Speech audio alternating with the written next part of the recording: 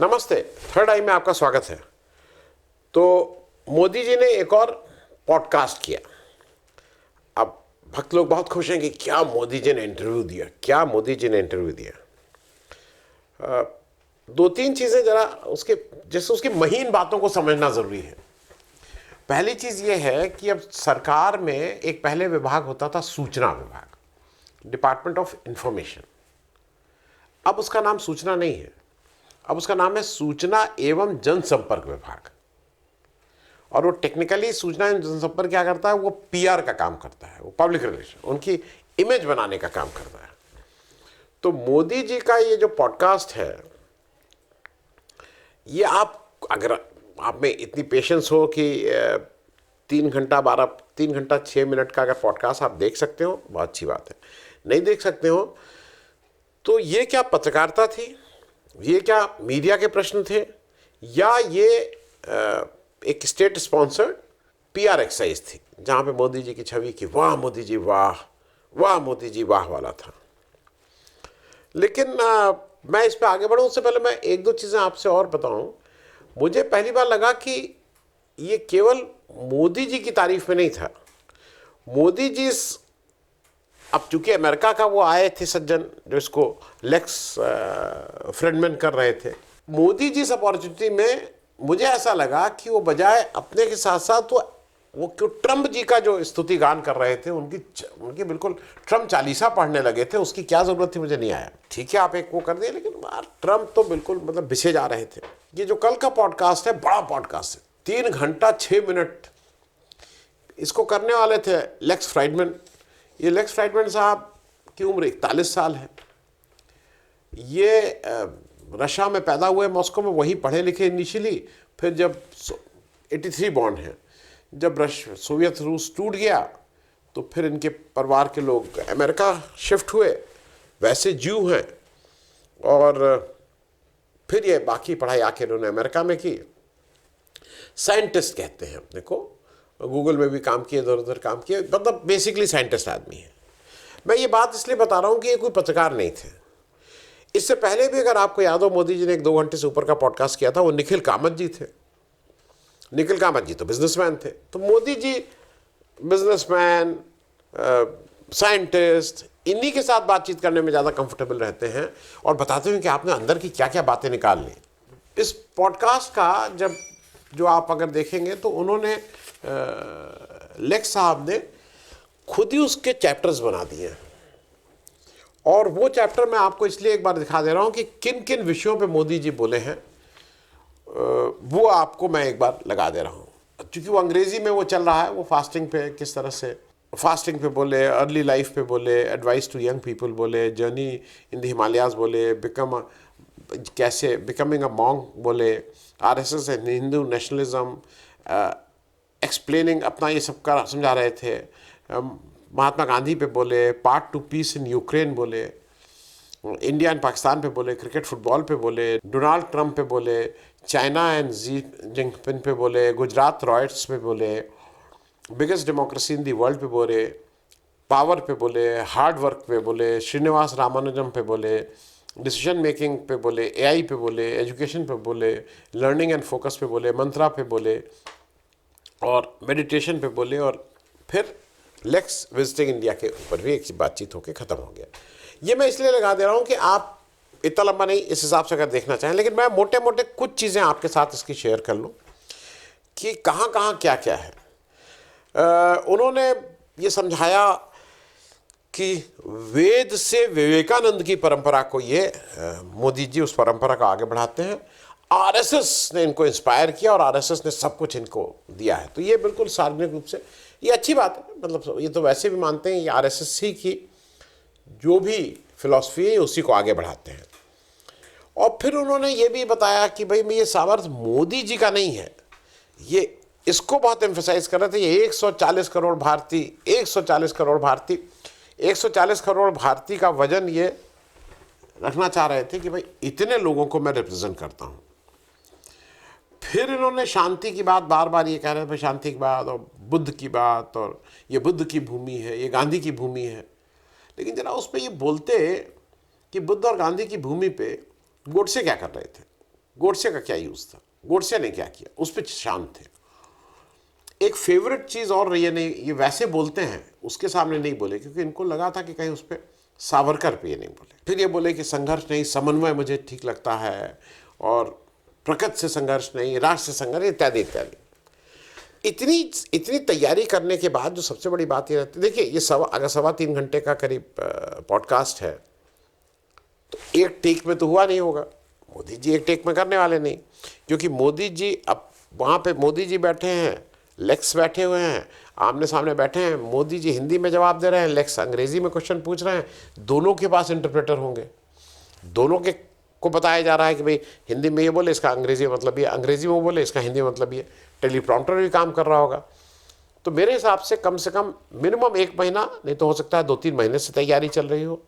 मोदी जी दिन भर 3.25 घंटा है तो नॉर्मल उसमें 7.5 घंटा तो छोड़ दीजिए, कम से कम 14-15 घंटे इसमें लगाए होंगे इसकी शूटिंग में। मतलब मुझे कभी कभी लगता है कि एक ठीक ठाक वो दे दो, प्रेस कॉन्फ्रेंस कर दो, आधे घंटे की प्रेस कॉन्फ्रेंस करो, 1 घंटे की प्रेस कॉन्फ्रेंस करो, जिसको जो पूछना है पूछो, मैं तैयार हूँ।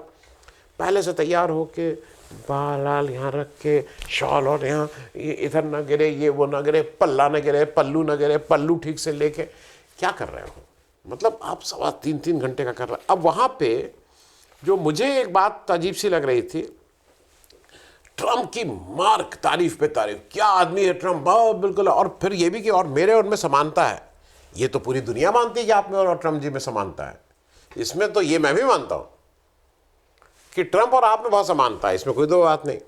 फिर उन्होंने बताया ह्यूस्टन में जब मैं सितंबर 2019 में गया था, और वहाँ पे ये ट्रम्प साहब आए और हाउडी मोदी का मेरा प्रोग्राम था। वहाँ पे मैं जब भाषण दिया, सामने आम दर्शक की तरह सामने बैठ के मेरा भाषण सुने। सोचिए मोदी जी की हिंदी का भाषण कितना बढ़िया से सुन रहे थे।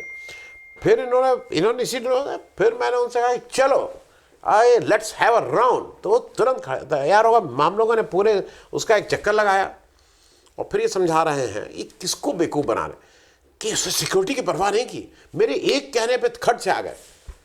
मोदी जी आपको फिर अमेरिकन सिक्योरिटी का, आप तो इतने साल से प्राइम मिनिस्टर हैं, आप इतने साल से चीफ मिनिस्टर हैं, अमेरिकन प्रेसिडेंट की सिक्योरिटी का आपको अंदाज है ना। वो एक कदम घर से चौखट नहीं, अगर वो यहाँ से यहाँ बैठना है तब भी सिक्योरिटी की, वो सिक्योरिटी उनकी हमारे आप जैसी नहीं कि मैं ऐसे करूँगा। और सिक्योरिटी के बारे में तो आप थे, आप तो पंजाब में याद है ना, ओ मेरी हत्या करने वाले थे, ओ मेरी जान चली जाती, ओह मेरी जान चली जाती, आप करते करते आए थे। तो वही आपने बताया कि वो स्टेडियम का राउंड लगाया सिक्योरिटी थ्रेट के बावजूद। अरे भैया जितने लोग अंदर आए थे सबकी ठीक से फ्रिस्किंग हुई थी, सबको ठीक से, वो इन्वायरमेंट कोई हॉस्टाइल इन्वायरमेंट नहीं था। मोदी जी आप तो अपने यहाँ काली दुपट्टा लेके लड़कियों को नहीं आने देते हैं, काली शर्ट वर्ट की बात तो छोड़ ही दीजिए, आप तो काला कुछ पहनने ही नहीं देते हैं। और वो बिल्कुल एक बात है जो ट्रम्प जी कहते हैं अमेरिका फर्स्ट, मैं कहता हूँ इंडिया फर्स्ट। मतलब हम दोनों हैं जो क्या एक जो मतलब ये दोनों एक दूसरे से इतने ज़्यादा प्रभावित हैं कि इनका मन करता है कि ट्रम्प जी बिल्कुल हो जाएं। जल्दी आप देख सकते हैं कि हमारे यहाँ भी प्रधानमंत्री जी लाल टाई और वो जो ट्रम्प जी की सिग्नेचर वो है ना लाल टाई और उस तरह से करके, फिर उन्होंने बताया कि ये ट्रम्प जी क्या अद्भुत आदमी है, प्रोटोकॉल तोड़ के। जब मैं व्हाइट हाउस गया तो मुझे एक एक घूम घूम के दिखाया, देखिए वहाँ लिंकन बैठते थे, वहाँ कौन बैठते थे। मोदी जी 2 चीज़ें याद रखिएगा, अमेरिकन राष्ट्रपतियों में 2 लोगों को प्रोटोकॉल तोड़ा गया था। एक प्रोटोकॉल तोड़ा गया था, नेहरू जब गए थे तो कैनेडी उनको प्रोटोकॉल तोड़ के एयरपोर्ट गए थे लेने। और दूसरा अगर आपको याद हो, राजीव गांधी जब गए थे तो छाता लेके कौन चल रहा था, अमेरिका का राष्ट्रपति। आपको मोदी जी, क्योंकि ये पत्रकार नहीं थे, आपसे ये पूछ नहीं सकते थे ये, क्योंकि ये तो स्क्रिप्टेड था ये सारा इंटरव्यू। आपसे किसी ने पूछा कि जब ट्रम्प इस बार आए तो इजराइल के राष्ट्राध्यक्ष को वो लेने आए, जापान को वो लेने आए, मतलब सारे राष्ट्राध्यक्ष को, आपके और आप जेलेंस्की को वो लेने बाहर आए, आपको लेने एक महिला जो कर्मचारी थी उसको भेज दिया। आपको क्यों नहीं भेजा? अगर आपको इतनी तवज्जो देते हैं, आपको बिल्कुल प्रोटोकॉल तोड़ते हैं, वो प्रोटोकॉल हाँ, उन्होंने प्रोटोकॉल ये तोड़ा कि बाकी लोगों को वो लेने जाते हैं प्रोटोकॉल के तहत, आपको लेने नहीं जाते हैं। और आप बार बार कह रहे हैं कि जब बाइडेन आ गए थे इस 4 साल में, जब भी पता लगता था वो 10-12 बार मेरी खोज खबर लेते थे कि Modi is my good friend. Modi ji, आप जब उन्होंने कहा था इलेक्शन से पहले कि Modi my friend is coming, we will meet, election चल रहा था पिछले साल ही 2024 में सितंबर अक्टूबर में, जब आप अमेरिका गए थे, तो आपको लगा कि मालूम नहीं बाइडेन ना गुस्सा हो जाए, आप मिले नहीं थे। बहुत से लोगों का ये मानना है कि इस समय जो भारत के ऊपर जो अमेरिका का गुस्सा है, उसका एक बड़ा कारण यह है कि आप मिले नहीं थे। वो आपकी खोज खबर जो ले रहे थे उसको ज़रा ठीक करिए। और जो आप ये कह रहे हैं कि ट्रंप इस बार आए हैं, इज मोर प्रिपेयर्ड, आप कितने प्रिपेयर्ड हैं? आप भी कुछ मोर प्रिपेयर्ड हैं कि नहीं?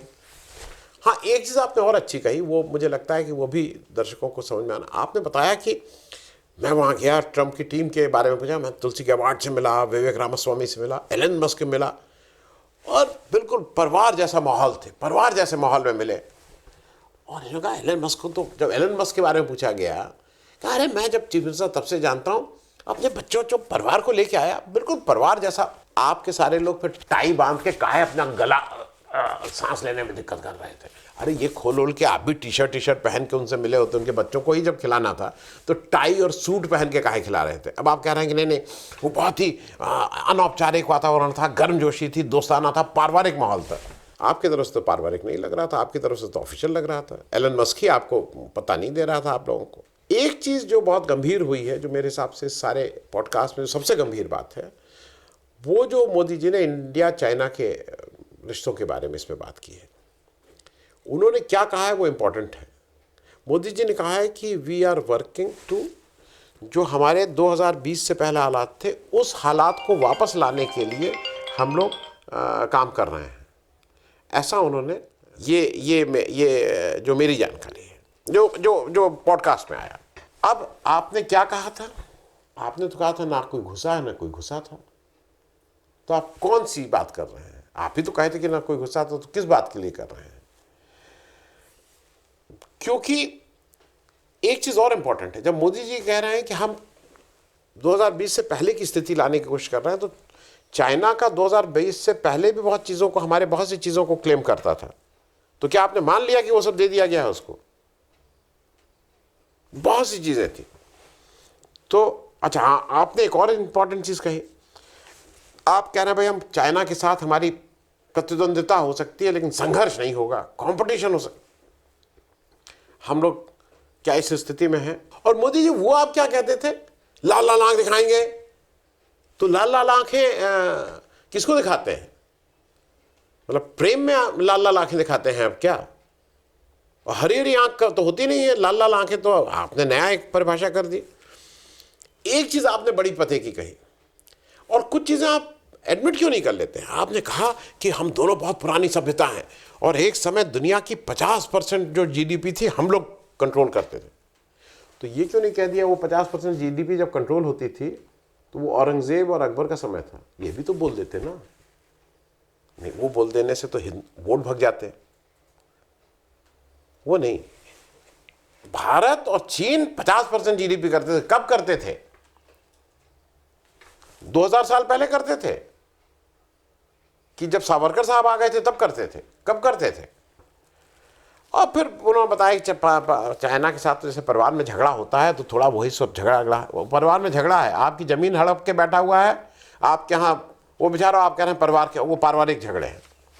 चलिए, फिर आपने इंडिया पाकिस्तान पे भी बात की, और आप, मुझे ऐसा लगता है कि आप एक तरफ कह रहे हैं कि इंडिया और पाकिस्तान, अब चीन का संबंध होना ज़रूरी है इस पूरे शांति के लिए, और हमारी सभ्यताएं एक हैं। तो अगर कल्चर की बात की जाए तो पाकिस्तान के कल्चर के साथ आप ज़्यादा मेल जोल है आपका कि चीन के कल्चर के साथ? ज़रा ये भी समझने वाली बात है। मैं कल्चर की बात सिर्फ कर रहा हूँ। आपके अडवाणी जी तो वहीं से आए, मनमोहन सिंह वहीं से आए, ये सब लोग तो मतलब कल्चरली, और उठना बैठना खाना पीना एक है। चीनी खाना पीना ज़्यादा हिंदुस्तान के पास है कि पाकिस्तानी खाना पीना ज़्यादा हिंदुस्तान के पास है? आप फिर कह रहे हैं पाकिस्तान को तो हमने शपथ में बुलाया था लेकिन वो बदमाशी करते हैं, दुनिया भर की जितना आतंकवादी गतिविधियाँ वहाँ से होती हैं, उसामा बिन लादेन का भी आप नाम ले रहे हैं। तो नवाज शरीफ के अम्मा के से मिलने क्यों चले गए थे? आप गए थे ना, बिना बुलाए आप क्यों गए थे? ये भी याद करिए कि आईएसआई को भारत की धरती पे पहली बार आप क्यों बुला के इंस्पेक्शन करवा रहे थे पठानकोट में? ये तो पहला आपने किया ना, मतलब आपकी समझ में आ गया, उसके बाद भी आप ये कर रहे थे। आप बार बार, आपके सब लोग पाकिस्तान ऑक्युपाइड कश्मीर ले लेंगे, कल ले आएंगे, अभी ले आएंगे, 2024 के इलेक्शन के बाद ले आएंगे। चाइनीज ऑक्युपाइड कश्मीर के बारे में क्यों नहीं बात करते हैं? क्यों बिल्कुल चुप रहते हैं? उस पर भी तो बात करनी चाहिए। एक चीज आपने जो कही कि रशिया यूक्रेन वॉर के बारे में भी आपने बात की, लेकिन उस पूरे उसमें मुझे एक चीज ये खराब लगी। आपको एक समय बिल्कुल, अगर आप रशिया के साथ जाते तो मुझे लगता है कि वो आपकी एक इंडिपेंडेंट थी। भारत को हमने रशिया का साथ दिया, रशिया ने हमारा साथ दिया है, ये हिस्ट्री है। लेकिन यहां पे आप जब आप पूरा वार्तालाप देख लीजिएगा तो आपको लगेगा आप ट्रंप के पीछे खड़े हुए नजर आ रहे हैं। और जो उससे ज्यादा मुझे ये हुआ कि आप जेलेंस्की को ये कह रहे हैं कि अरे तुम्हारा कुछ नहीं हो सकता, तुम ये करो, तुम क्या लड़ सकते हो, तुम किसके साथ खड़े हो, तुम कुछ लोगों से मिला। अरे भाई, यूरोपियन यूनियन से झगड़ा ट्रंप का है, आप क्यों उसमें अब यूरोपियन यूनियन को इस तरह की बातें कह रहे हैं? ये उनके झगड़े हैं, आपको किनारे कर देंगे। भाई आप एक और चीज समझ लीजिए, रायसीना डायलॉग कर रहे हैं आप, यहां पे 5 आइज जो हैं, जो 5 आइज कंट्रीज हैं, वो सब आ रही हैं। अभी तो 3 आई हैं, 3 लोगों ने आपस में वो की। आप मेजबानी कर रहे हैं, आपका पार्टिसिपेशन है, आप उसके मेंबर भी नहीं हैं, और आप 2022 से रायसीना डायलॉग में 5 आइज को बुलाते हैं। अब 5 आइज समझ लीजिए, 5 आइज एंग्लोस्फीयर है भाई, ये अंग्रेजी वालों का है।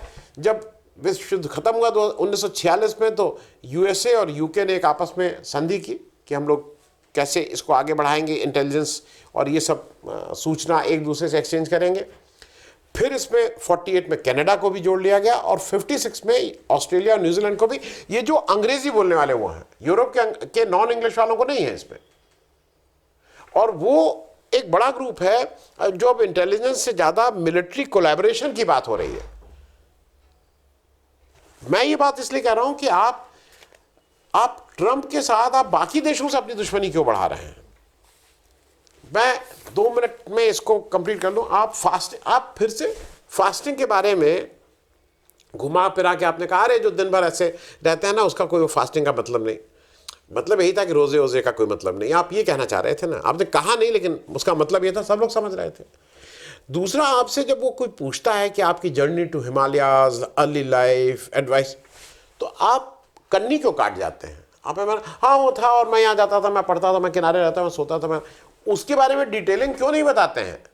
हिमालय में रहता था मैं, वहाँ हिमालय में कहाँ रहते थे, किसके पास रहे? वो जो 17-18 साल है, वो उसको आप फास्ट फॉरवर्ड कर देते हैं। मतलब 3.25 घंटे के पॉडकास्ट में उसको 30 सेकंड, 3 मिनट, 2 मिनट में उड़ा देना चाहते हैं। इतनी जल्दी क्या है? और जो वो कह रहे हैं ना, बिकमिंग अ मॉन्क और ये सब जो आप बातें कर रहे हैं, मुझे 1-2 चीज़ों पे और थोड़ा सा ये था कि गुजरात रॉयट की आपने बात की। आप कहाँ की कहाँ बात ला रहे हैं? गुजरात रॉयट पे 250 रॉयट उससे पहले हुए, और ये हो गए, और भला बात तो नहीं। आप जवाब क्यों नहीं दिए? एक एक्सप्लेनेशन दीजिए ना। आप तो 20 साल से अब सत्ता में है। गुजरात रॉयट आपके संरक्षण में कह लीजिए, या आप जब मुख्यमंत्री, आप कह के नहीं, मैं तो 3 दिन पहले एमएलए बना था। अरे आप 6 महीना पहले मुख्यमंत्री बन गए थे भाई। आप क्यों बरगला रहे हैं इस बात पे? खैर, कुल मिला के मैं इस बात को इसलिए कहूँगा, चलते चलते मैं एक और बता दूँ, ये एलन मस्क जी ने एक और काम अजीब सा कर दिया। गॉर्क आ गए हैं। अब गॉर्क उनका नया एआई आ गया है। वो दिन से सुबह से शाम तक वो लोग उस पर, जिसको कह रहे हैं ना, मजे ले रहे हैं। हिंदुस्तान का सबसे अच्छा कैपेबल लीडर कौन है? आप भी डाल के देख लीजिए, वो जो नाम आएगा वो राहुल गांधी का नाम आ रहा है, इनका नाम नहीं आ रहा है।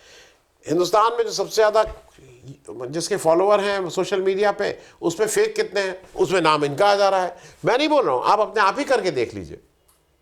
तो ये आपके जो दोस्त हैं वो तो आप ही की जड़ खोदने में लग गए हैं, तो उनको जरा मना करिए कि इस पे गौर पे तुरंत रोक लगाएं। कुछ ऐसा करें कि आपका नाम आने लगे, क्योंकि अभी आपका नाम नहीं आ रहा है।